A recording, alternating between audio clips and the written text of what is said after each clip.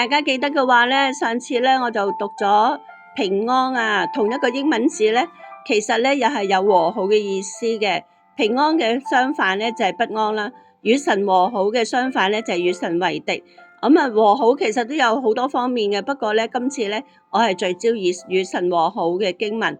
咁喺讀嘅經文咧係新漢語譯本嚟嘅。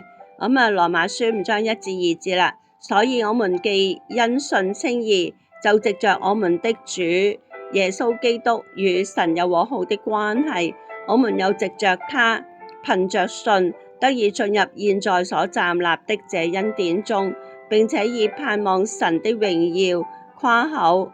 羅馬書5章10節，因為若在與神為敵的時候，我們尚且藉着神兒子的死得以與神和好，現在既已和好，就更要靠着他的生得救。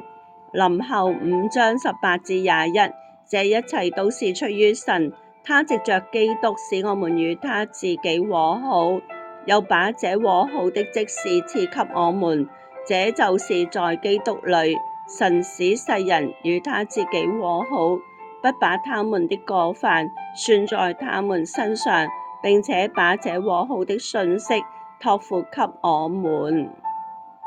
所以我們作基督的特使，就好像神藉着我們來勸告世人一樣。我們替基督求你們與神和好吧。神使那位無罪的替我們成為罪，使我們在他裡面成為神的義。